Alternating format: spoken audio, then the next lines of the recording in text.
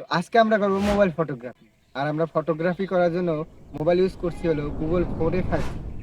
তো এই ক্যামেরা দিয়ে কিরকম ফটোগ্রাফি করা যায় এই ভিডিওটা দেখলে বুঝবেন। তো চলুন শুরু করা যাক। তো আমরা ফটোশুটের জন্য সর্বপ্রথম লোকেশন খুঁজছি। তো বর্তমানে এখন হলো শীতের সিজন, আর শীতের সিজনে সরষের ক্ষেতে ফটোশুট করলে আরো মানে সুন্দর লাগবে। তো সামনে আমার কিছু বড় ভাইরা আছে, ওনারা সরষের ক্ষেত খুঁজছে। তো এখন তারা সামনে লোকেশনটা পেয়ে গেছে, অনেকে সরষের ক্ষেত আছে। তো এখন আমরা ওই জায়গায় যাবো, ফটোশুট করব। তো চলুন দেখা যাক ফটোশুটগুলো আসলে কিরকম হয় এই ফোন দিয়ে। তো আমাদের ওই বড় ভাই মানে অনেক খোঁজাখুঁজি করার পর এই দুইটা সর্ষে ক্ষেতই পেয়েছেন। তো দেখা যাক এই দুইটা সর্ষে ক্ষেতের মধ্যে কিরকম ফটোশুট হয় আর কি। দেখেন অত্র এলাকার মধ্যে মানে আর কোনো সর্ষের ক্ষেত নেই বললেই চলে। এই দুইটা মাত্রই আছে, এইটা আর ওইটা। তো এই দুইটার মধ্যে আমরা ফটোশুট করব। তো চলুন শুরু করা যাক। তো ফার্স্টে আমি ফটোশ্যুট করে নিচ্ছি, পরবর্তীতে ভাইদের ফটোশ্যুট করে দেবো।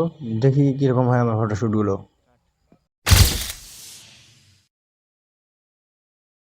তো তো এবার আমার এই ছোট ভাইকে কয়েকটা ফটোশুট করে দেবো। ছোট ভাই রেডি? ওকে, তো চলুন দেখা যাক ফটোশুট কিরকম হয়। অলমোস্ট রেডি, বাহ। ওকে, এখন আমার ছোট ভাতিজা গেছে ফটোশুটের জন্য। ভাতিজা রেডি? তো ভাতিজা রেডি, তো চলুন শুরু করা যাক। ভাই পোজ, ভাই রেডি? রেডি নাকি পোজ দেওয়ার জন্য? সন্দীপ ভাই একটু কনফিউশনে আছে কিরকম পোজ দিবি কেন। সমস্যা নাই ভাই, আমরাই লজ্জা কিছু নেই, স্টার্ট।